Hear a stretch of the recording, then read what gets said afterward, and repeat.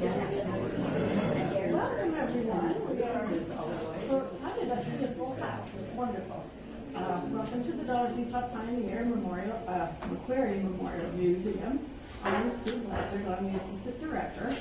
And we're so excited today to have a presentation by Susannah Nilsson and her company of the Swiss Camp that are going to present to us some wonderful information about the Swiss culture and traditions that so many of those in Santa Clara are still performing and doing, which I think is so wonderful. Our museum, a little bit about our museum. It was completed in 1938 to house and preserve all the histories and artifacts of Washington County. And we also of all the pioneers in Washington County, beginning in 1853 till 1900. And so that's what our museum encompasses. And we invite you to come back, to stay and go up with the museum and see all the wonderful artifacts and things that we do have here. And we have a gift shop too, and it's wonderful. We are supported by funding from the St. George City Rap Tax, Washington County Rap Tax, and the Utah Arts and Museums. And a little housekeeping, if you'll turn off your phones, that would be great so we don't have any disruptions. And also, if you need the restroom, it's right out this door to your right. Okay, we're excited. I'll turn the time over to Suzanne.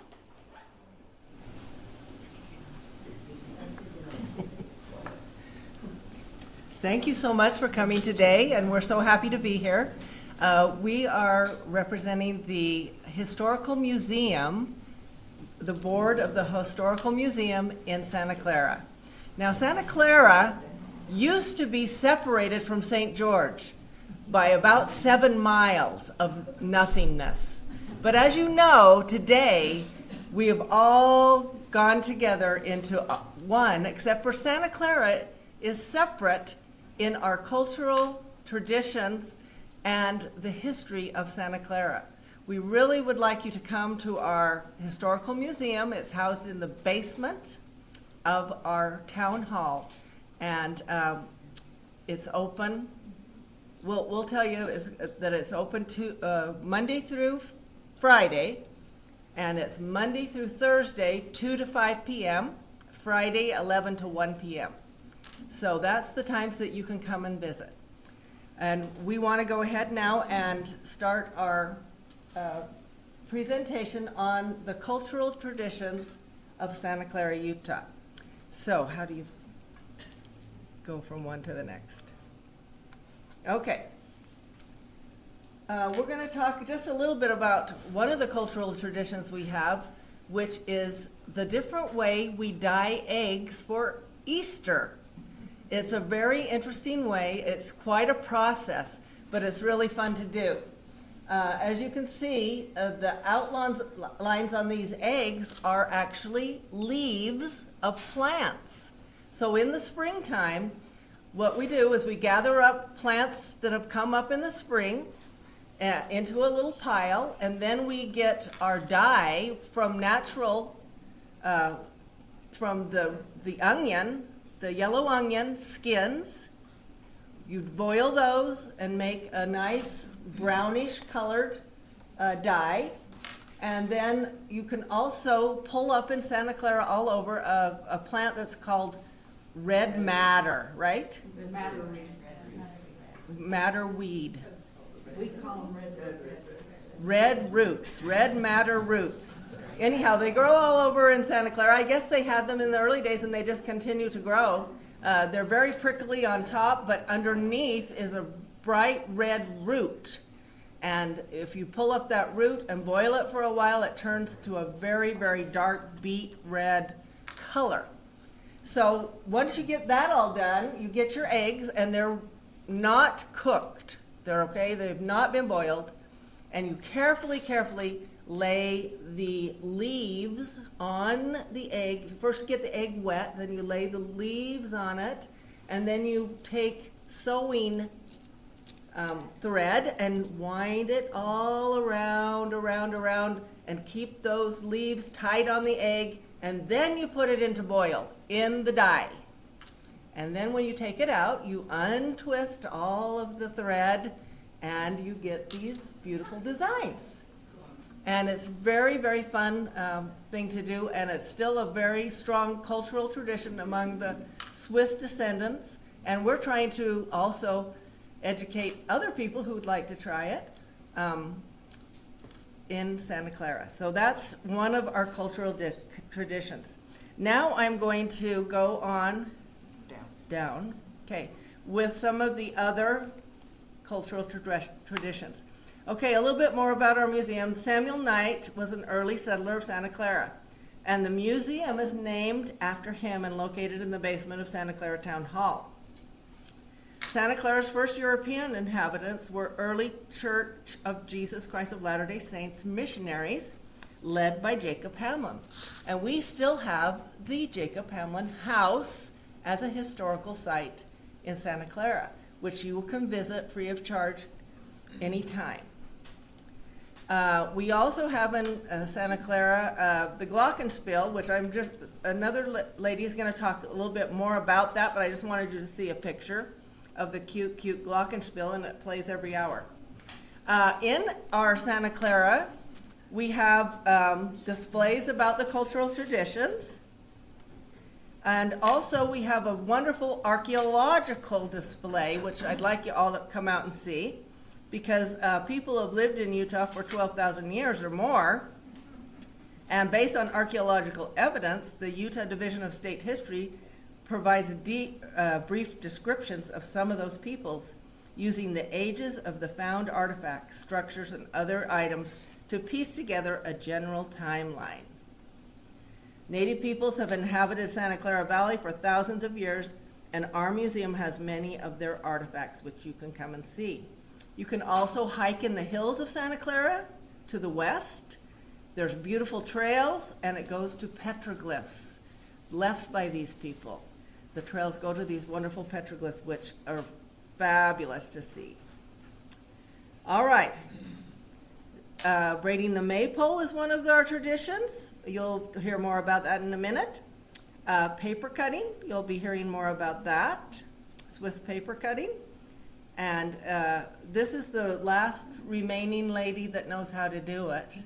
So we're really trying to salvage that tradition by we're wanting to train anybody that wants to know how to do it on paper cutting. And we'll be doing a little paper cutting. If you want to stay after this meeting for a few minutes, I'll teach you a little bit about paper cutting. Okay, there was the egg dyeing. And here you can see how the twine or thread is wrapped around to make the designs. Also, Swiss noodle making. We're not going to tell you about that. That's a very hard process. We've tried it, but it's very good. Once you get it done, it's very, very good. And they're very thin and very tiny little noodles that the Swiss made. And we're definitely dedicated to keeping past traditions alive out in Santa Clara at the Santa Clara Historical Museum. All right, now we're going to have some of our board members from the museum talk a little bit more in detail about some of these cultural traditions. And she does have the maypole that she can play.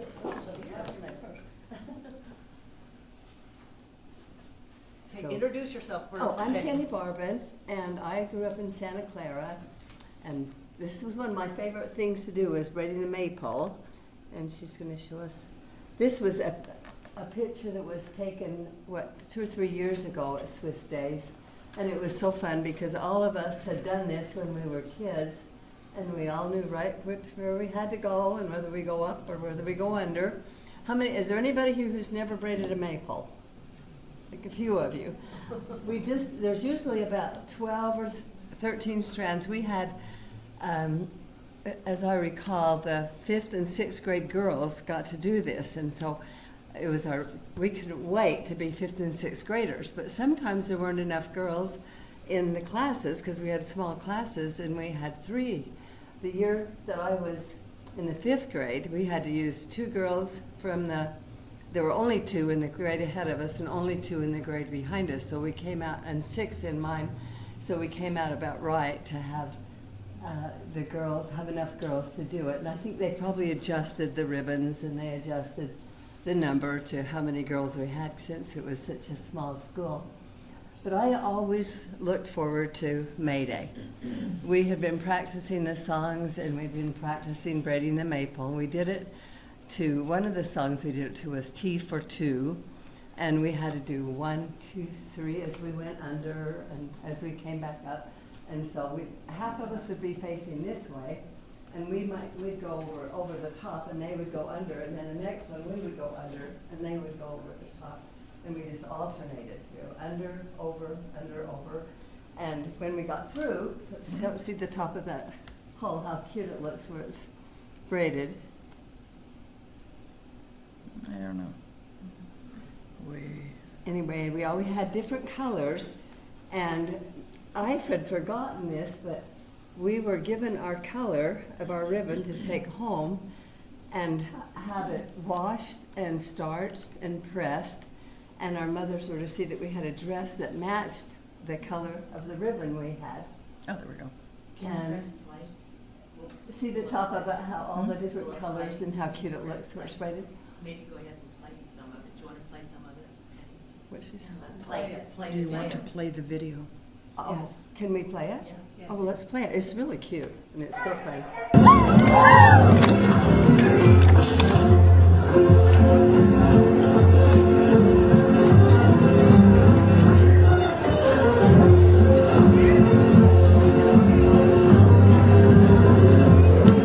We'd all done it.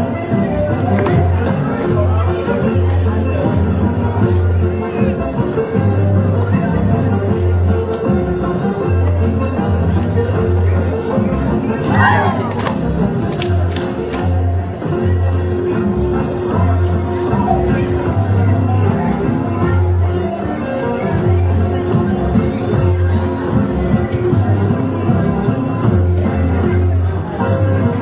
Imagine how cute and colorful this was. With everyone having a new dress. My mother made a new dress for me every year, and my sister was in it when she was in the 4th grade, and I was in the 5th. I remember the dress. It was a little, went off the shoulder with a ruffle. It's kind of like they are now, and then it tied across the top. And mine was peach colored, and I just thought it was so beautiful to have that dress for May Day. The second reason I was glad to do this is my daughter painted this picture, and it's a mural as you go down the stairs. Have any of you been over to the Santa Clara Museum and seen the mural? So the picture she looked at showed them with everybody with dresses alike, but we never did that. You can pass that around. I'm just going to hold it up so you can see it. It's a big mural on the wall there. Yeah, it's on the wall as you go down the stairs. So it was a big deal for all of us, especially the girls that got to do it. The boys in our class, we only had 2, so they got to hold the pole in the middle, the 2 boys. So. And it's a sweet memory, and it's nice to be able to talk about it again. So thank you. I have a question. Question? Oh, yes. What's the cultural or historical significance of the maypole? You know? Europe. It's European. It came from Europe. Is it just a community gathering event? We would just growing. Come to the microphone. Well, that's just for the. No, come to the microphone so that we Well, it's not my turn. It's not my turn yet. Yeah, but go ahead. But anyway, growing up in all the elementary schools, not just Santa Clara, but all around, we would have a May Day celebration. And I think it was a celebration of spring, and it was brought to the United States from our European ancestors. And so all over Europe, they still do the maypole and they still celebrate May Day. Does that answer your question? And some of us were from St. George. Yeah. She was from St. George, then they did it. Yeah. Okay. All right. My turn.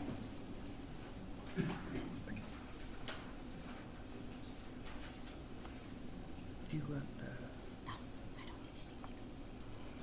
Good morning. I'm Holly MacArthur Hendrickson. I am a MacArthur from Santa Clara, and I am going to talk to you about Swiss Days. So, has anyone been to our Swiss Days? It's the last weekend in September. Raise your hand. Yes! That makes me so happy. So this year, it's September Thursday, the 24th to the 26th. So mark it on your calendar. On Thursday, we kick off Swiss Days by having a community dinner that's put on by the city. And it's from 5 to 7. And then they introduce the Volunteer of the Year. And that's our kickoff. Then on Friday, we have, as a historic society, we have an auction that we have in the main city hall that people can come, and that we start that, and that all starts at 1 on Friday. And Friday it goes clear till 9 o'clock.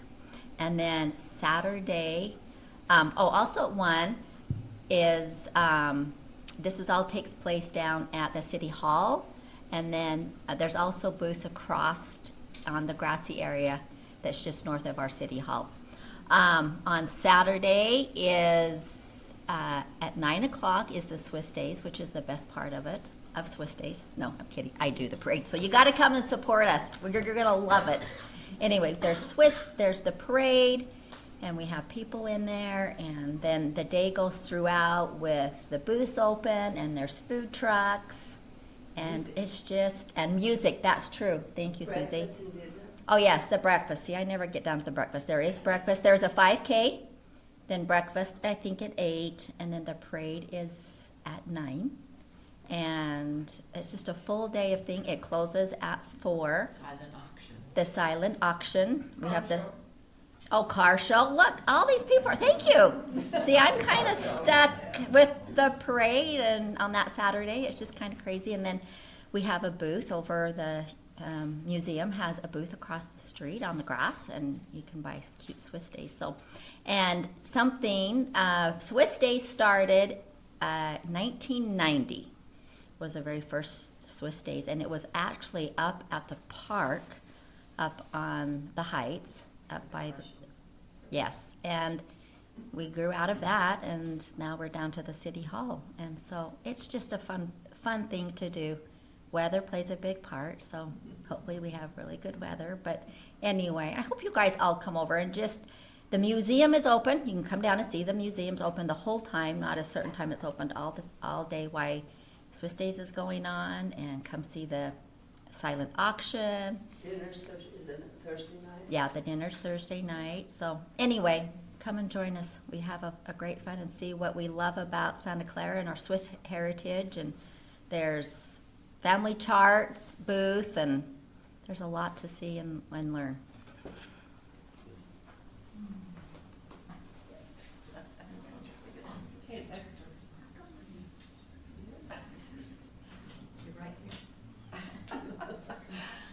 Hi, I'm Esther West, and I'm going to tell a little bit about our, I've got a loud voice, Glockenspiel. If any of you have done traveling in Europe, you've probably seen the cute clocks and the little characters that go around. And actually the word Glockenspiel just means the musical part of that. But we just felt like we wanted to have something like that in Santa Clara. And when our beautiful new city hall was built, they left a spot especially to have a Glockenspiel. And so it took a few years to get it going, but with lots of volunteers and just lots of working together, we got a little Glockenspiel up in our tower. Now these little dolls over here represent our little characters that are up there, if you can see those. And there's 2 couples, and they're in authentic Swiss costumes from certain areas in Switzerland. There's so many areas in Switzerland, and they all have a different costume, so it was hard to get them all. But these were a couple that we do descend from in Santa Clara. And so we were fortunate to have Willie Camp, who lives in Santa Clara, and he was the manager of Zarnowski. I don't know if you've ever heard of that, but they build all these wonderful forms for trade shows. And so we gave them the designs for the little dolls that we wanted up there, and they built these big forms out of fiberglass, painted them, figured out how to make them go around in a circle. So every hour on the hour, till 8 o'clock at night, I think the neighbors didn't want that out too late. But they will go around for about 3 minutes, I think. And then one of our city councilwomen, Toad Hafen, that really got the ball rolling on this, she decided they needed to change costumes for every holiday. And so she made different holiday attire that could just Velcro on, but someone has to go up there in the tower and put those costumes on, and of course the music goes along with that. So they're always changing, and I hear we're going to have some revolutionary costumes this year for the 250th. So you'll need to come by on the hour so you can watch that. But it's been a really fun part of Santa Clara. Tell about your book, the little children's book. Hold that up. And Esther drew these. She's being very modest, but she drew these. Well, a few years ago, Sherry, our fearless leader, she wanted to have a little book that taught kids about Santa Clara. And so this is like a little work activity book. And it gives some of there's the one on Swiss days. But there's a little activity for them to do on each page, and talks about the fruit stands, the traditions of egg dyeing, and all the different things we do in Santa Clara. So that's available in our museum.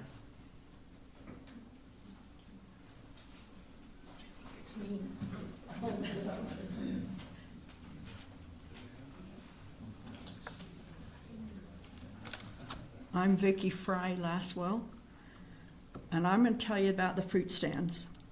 Anybody old enough to remember when there were a lot of fruit stands in Santa Clara? There you go. We counted 22 at one time. A lot of them were just card tables, but anyway, some of them stayed there a long time. Farming was one of the major things in Santa Clara. I think everybody had a garden and orchard and stuff, so some of the fruit stands started with just card tables and a little sign. Bags of fruit were sold for 25 cents. Wish we could do that now. Mostly young kids worked there. We all worked when we were young, and it helped us we got paid 25 cents an hour, and it helped us buy school clothes or go to Irene's and buy stuff. One of the most, Don Graff family, we've got some questions of who was the first one open, but in 1945, Don Graff's family opened their fruit stand, and I think the Yvonne and them, Fry, Cecil and Yvonne Fry opened theirs about the same time. Don's was clear down. Anybody remember the old nursery? That's where their fruit stand was. And Yvonne Fry was just as you go around the turn where all the wrecks are. Yeah. The fun thing about not Yvonne, it was Cease and Irene. The fun thing about theirs, they had a lot of movie stars stop.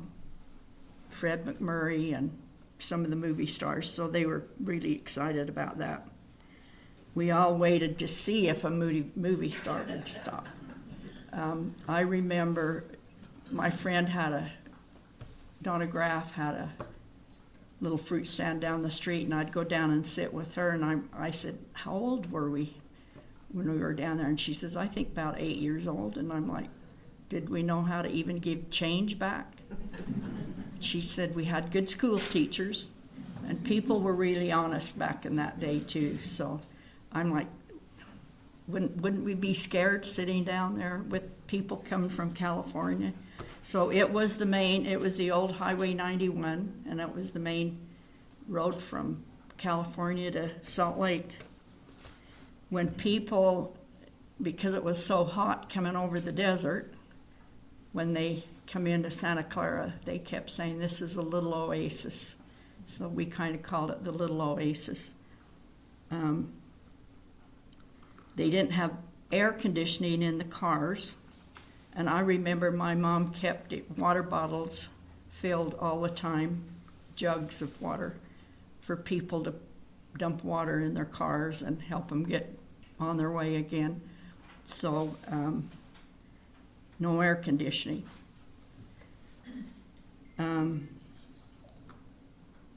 We sold, believe it or not, cherries. We did grow a few cherries, but most of them were grown in Hurricane. Some of us remember going over and picking fruit.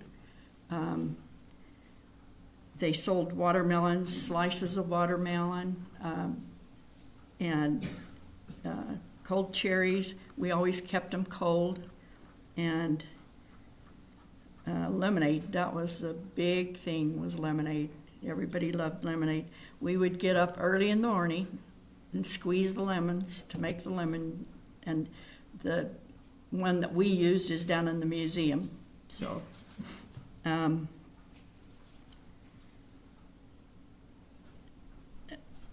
September 1962, peaches were selling for $2.50 a bushel.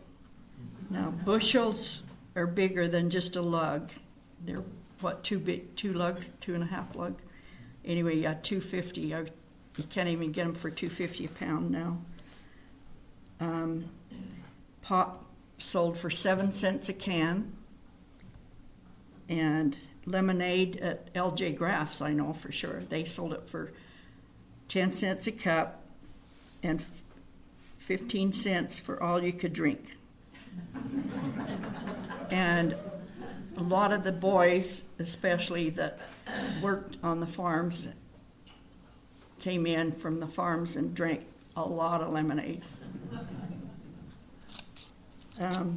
Most of us would get up early and go pick peaches or whatever we could do to help. I had to make notes. So the Greyhound buses stopped back in that day, and when they would stop, like 40 people would come off, so everybody would yell, "We have a bus, everybody come and help." So we had to load up on help when they came, but we'd yell, all hands on deck.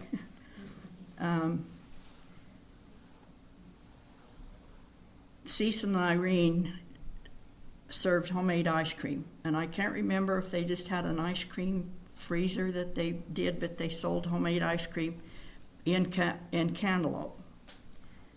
And Don D. Gates had a fruit stand up there was all of them. Anybody remember the old Gates place? Yeah, they had their fruit stand up there. Venice does.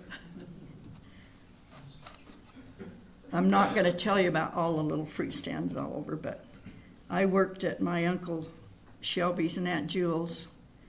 It was just across catty corner from me, and we, like I say, we got paid 25 cents an hour, and we thought we was rich. Ralph and Pearl Hafen opened a fruit stand right across the street from us in 1958 or 55. They had several children, so every morning you'd see them load them up in the back of the pickup and take off for the farm. They sold a lot of tomatoes, grew a lot of tomatoes. My dad had a good crop of apples in 1956, so Mom put a card table out and sold apples for 25 cents a bag, and if I remember, they were pretty good sized bags. And in 1958, we built the fruit stand that still stands there today. We had leased one from the church, across the street from the church, actually.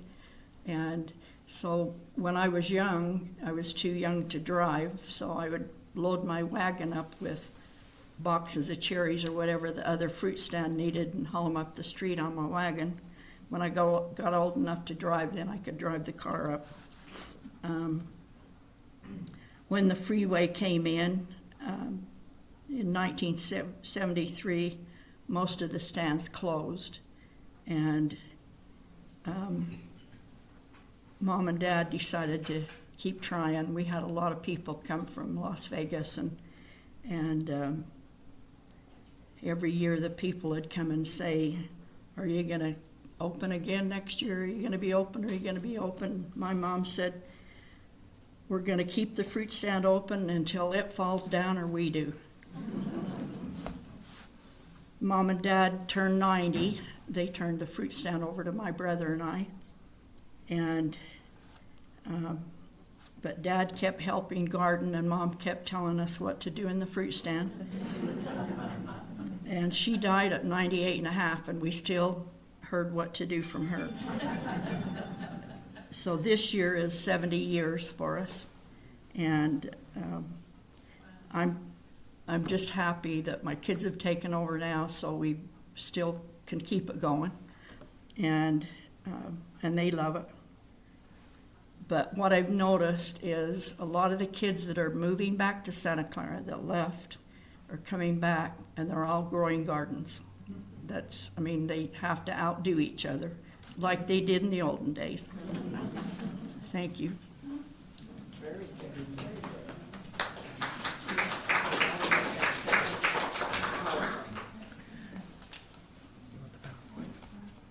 I'm not gonna do that till the very end, so.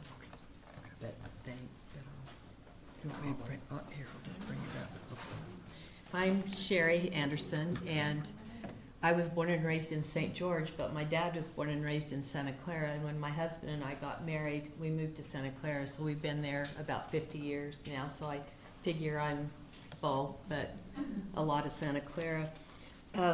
In about 1989, my husband was bishop in Santa Clara and came home and told me that they were gonna tear down the little Relief Society house in Santa Clara. Well, mind you, they had already torn our school down, which was like the school in Washington, but they tore that down to add on to the church, and there was a few of us that says, I'll be darned if they're gonna tear this down. So anyway, we had a little meeting and decided what to do, and we had to work with the church owned it, and so we had to deal with the real estate arm of the church. If any of you have ever done that, it's testimony trying.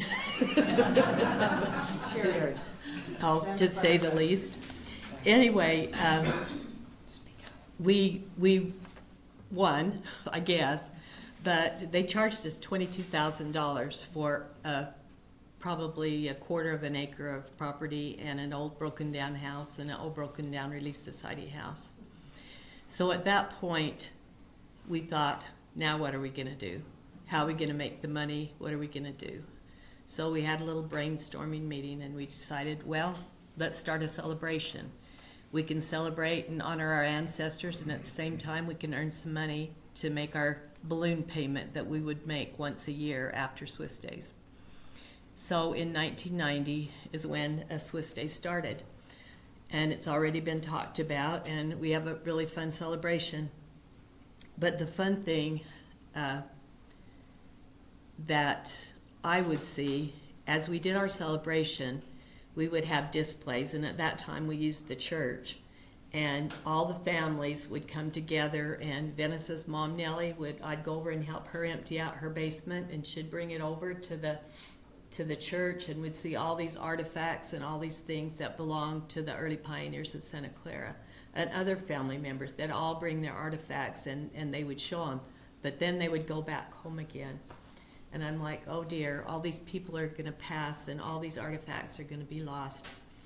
And so we wanted to build a museum on Heritage Square, which is where the Relief Society House and the Hug-Gupler home are.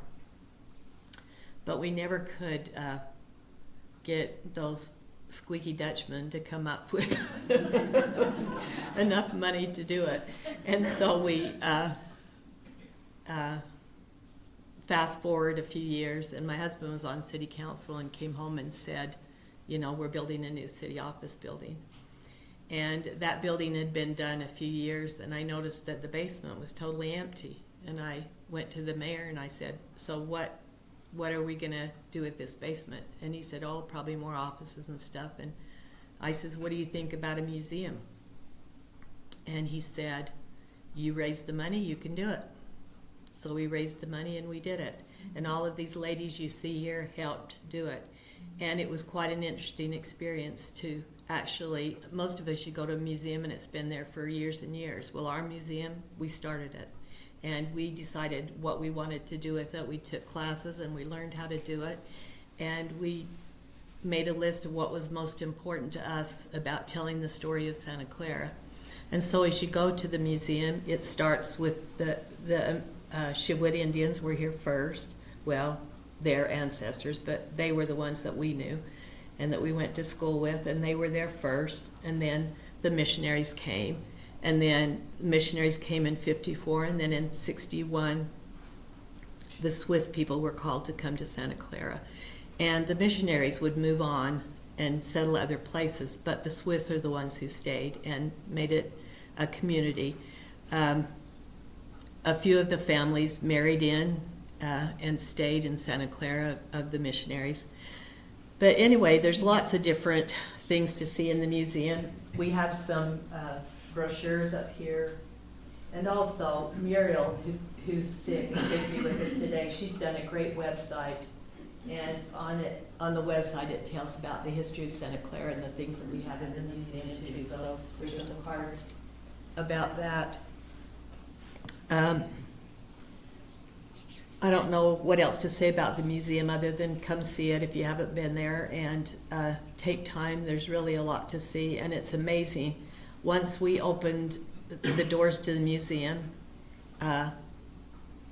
it just started coming. All the artifacts, everything. There's 10 original families in Santa Clara that paid for cases, and their name's on the case, and then that family's responsible to put the things in the cases, like the Graffs and the Toblers and the Revers and the Hafens and the Stukeys and the Staleys and anyway, on and on. But we love our heritage. We're still working on doing things to honor them. Many books have been done, many charts. We have charts that show how we descend from, how we all kind of, I love seeing how people connect, how we all come together. So we've taken the original settlers, and then we have who their children were, and then who their children were, and who their children were. Instead of going from us back, we go from them down, and it's just fun to see. So people come in the museum and they'll say, oh, I tie in here, or I tie in here, and we also have a QR code there. And a great lady that works at the Family History Center has done us a QR code, and all the missionaries, the early settlers, the Swiss, all their information is in there. So if you come in, you can do this QR code and you can see, you know, if you tie into that. Anything else on the museum? I think I got it covered. Anyway, any questions on the museum or anything? I'll move on to my, oh, yes. Maybe not on the museum, but upstairs, that's the big Julie Rogers mural. Oh, the mural. How in the world did that come about? So a family donated a large amount of money to us to build a museum, but they gave us a time limit. And when we couldn't raise any more money, they took that money and they paid Julie Rogers to do that mural. And it's a beautiful mural. And Vicky's in it, I'm in it, or I don't know. Anyway, it was really fun. She came and she painted on site, and she usually doesn't do that. And she had us come and sit, and she painted us in there, and we're like the representation of those early people. But she used people that were descendants of the early people. And then all the way around the mural are the names of all the people, the last names, and then their like faith, hope, all their attributes, you know, is all How around was she it. selected as the artist? Other than that she's an amazing pioneer type artist. I don't know that answer, but she was wonderful, and It's she a was, beautiful mural. yeah, she was great to work with, and it was really fun. And we actually sell copies of that. I have one framed hanging in my home. Probably most of these ladies do. So it's a fun thing. So I'll move on to my next subject really quickly. And about, I don't know, sometimes I should just sleep at night instead of thinking. And I actually have put, I don't know how many of you have the app White Noise, but I actually put that on my phone and I turn it on now at night, so I'll go to sleep instead of thinking. But anyway, I was thinking one time, well, it actually came about on the 6th of December every year. Santa Clara has a celebration, and it's called Samichlaus, and it's done in Switzerland, and one of our city council women started it a few years ago.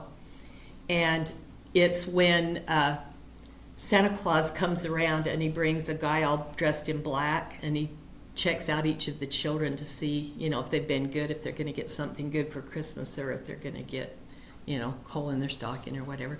Anyway, we use that as our celebration and our tree lighting. And in Santa Clara, we're unique. Instead of having a Christmas tree, we have a pecan tree.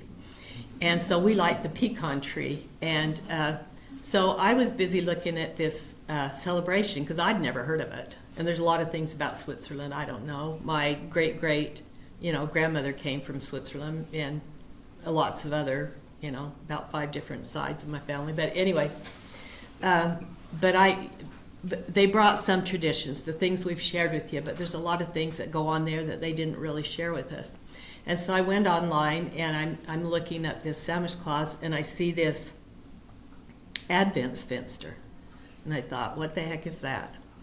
So I got looking at it, and how many of you have been to our Advent fenster in Santa Clara? Wow, we need to adopt a lot of you. So what we do, and it's turned into a really fun thing, is starting December 1st, a window opens somewhere in Santa Clara, and it's all decorated. Do you want to bring that up now, and we'll kind of show this? So the first year I had to beg and plead to get people to sign up to do it, and now people are standing in line to do it, and it's really fun. And so they sign up, and we have a list that you can pick up at Dutchman's Market or the town hall, or it's online on Facebook and all the other stuff. But so each night during Christmas, from December 1st to December 24th, we have an unveiling of a window in Santa Clara. And in Switzerland, it's very minimal. In Santa Clara, they're out of control. They do some fabulous windows, and it's really fun to see. Usually the tradition was just like a silhouette or something, but we have all kinds of, and they always ask me, you know, what's your theme, or what do you want to do? And I said, it's Christmas, and you can do whatever you want. The only rules are they open the night they're supposed to. Their unveilings at 7 o'clock at night. If they want to do like refreshments or a program or, you know, music or whatever, they can do whatever they want. But then every night after that until New Year's Eve, the windows are open. And so, like, if you don't want to come every night, you can come once a week, and then you can go around and see the windows that have been open. But you miss the treats on the opening night. So anyway, are there more to? I don't know if there's more. Oh, yeah, okay. there's the. So this is in the Relief Society house. So Susie usually does. Loretta did this year. Okay. I don't That's know. more of the museum. I don't know. Anyway, Let's go back. you can go online, you can go to YouTube, and we have a video on YouTube that shows these. But anyway, any questions on that? Is there a schedule, like you'll give the address? of Yes, when those yes. ones are So we'll do a flyer like this, and you can go to Dutchman's Market, you can go to the fruit stand, you can go to, you know, a lot of town hall. Or the visit. museum. Or the museum, and there'll be a schedule like this, and it'll have the person's house and the address, and you can go around to it. And the thing that I love the most about it is not the windows. The thing I love is that it brings people out, and you come and you visit, and you all get together, and it's really a fun event. So, another question? Is this done in cities in Switzerland? Yes. Yes. I have a friend, Paul Staley, who lives in Ammersville, Switzerland, and so when I got this idea, I texted him and I said, Paul, do they still do this over there? And he said, they pick and choose. It's like the Lions Club or something here would do it, you know, like a civic organization, you know, will take it on and do it, or some group. And it's probably like everything else is, you know, it goes strong for a while and then it fizzles out and then somebody else picks it up, and kind of how things go. But yeah, they still do it there, and it's a fun thing. Like, And you guys give a little burlap sack of candy and stuff, the kids would like that. Sometimes. Oh, yeah. We do that at the Samos. oh, Santa Claus, we do. Yes. Yeah, Santa Claus, we do When that. I was in Switzerland, Santa Claus came with a little black guy, and I watched him go. Yeah. One kid was giving him a hard time, they put him in the gunny sack, took him out, and dumped him in the snow. That's a good story. We'll have to remember that. We don't have any snow though, but we can dump him in the dumpster. His right? little bag though, had coal in it, so they had some of that. Oh, he got a There was coal. little piece of coal in it. We're not as strict as they are over there. We just give them candy and good stuff. We have a good time. It's a fun thing. Donuts and hot chocolate. Oh, and hot donuts and hot chocolate. And a new ornament every year. Oh, and they have a new, they started doing this, the city does this, a new ornament each year, the Swiss ornament that we get. So, yeah, you're up, Susan. Okay. All right. The last thing I want to talk about is Swiss paper cutting. This is such a great old tradition. In the early days of Santa Clara, there were no places to buy Valentines. You couldn't go to the local 5 and 10 and buy a Valentine's or anything. The early Swiss people made their own. And they did it very frilly paper cutting. And I'm going to pass this around so you can see it closer. Frilly, frilly paper cutting. Just pass that back. And like I said, we only have one lady left in town that can actually do it the Swiss way. So paper cutting is something that is really kind of dying out. We would like to revive it, and we are going to try and do that. Possibly with the descendants of the Swiss, some of the young girls that are the descendants of the Swiss, we'll try to get them together to learn how to do this. It's kind of a very technical type of decorative folk art. And some of the folk art from Vicky's mother is actually up in the State Folk Art Museum in Salt Lake for the paper cutting, because she was the best paper cutter in town for many, many years. And then it was her daughter, Vicky's sister, that's now the last one that does it. So, Let me tell you, it's too hard for me. yeah, it's very hard. We have taken class, all of us here have taken classes, one class from her, and it was very difficult. You have to have no arthritis in your fingers.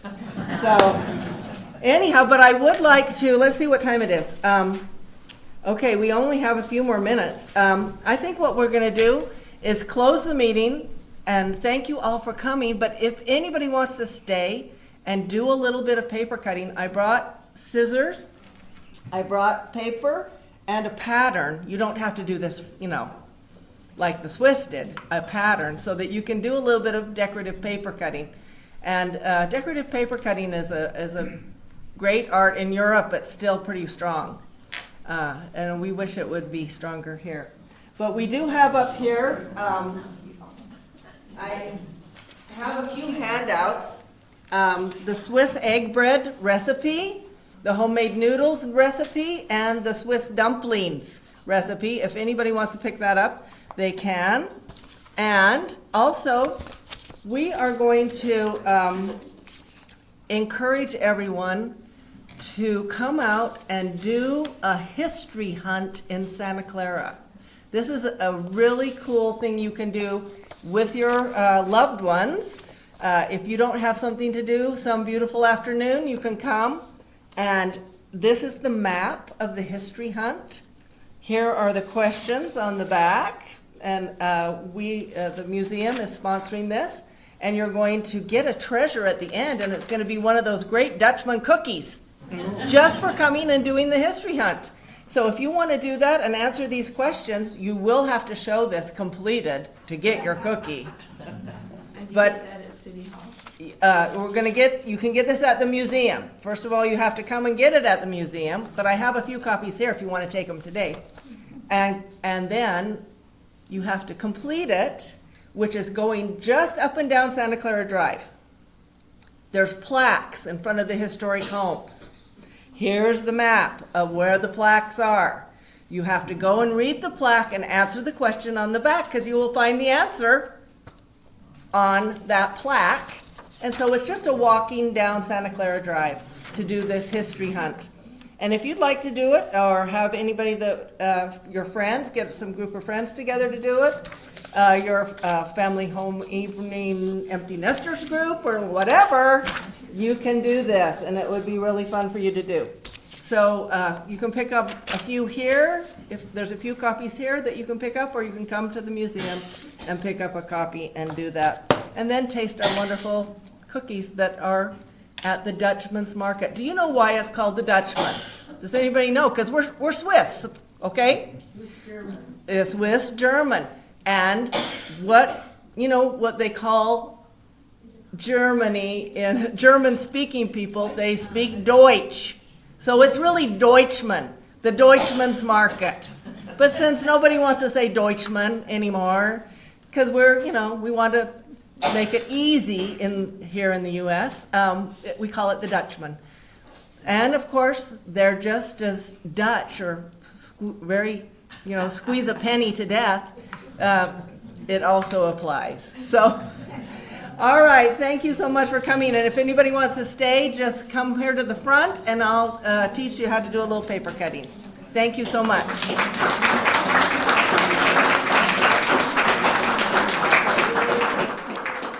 Thank you, Susannah, and your board. It was, excuse me, that was wonderful.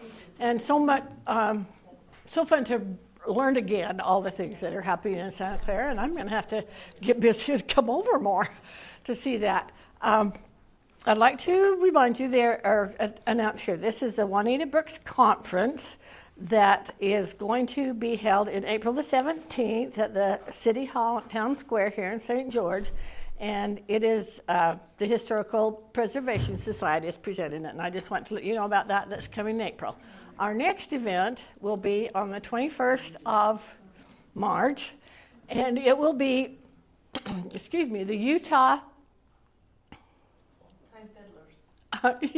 Old Time Fiddlers, that's right. All of a sudden I couldn't think of the rest of the part. Yeah, Utah, anyway, it's their 50th anniversary, and it will be really fun to come and enjoy some of that music of the pioneers. Thank you so much for coming.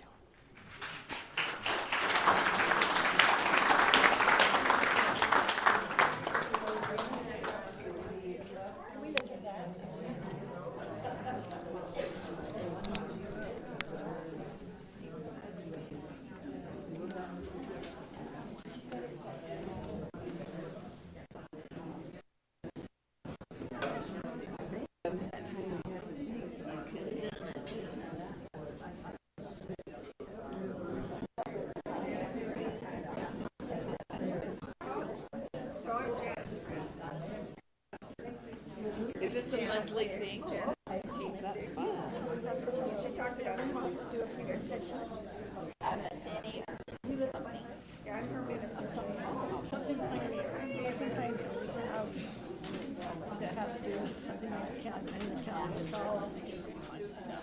Thank you once a month. It's really fun.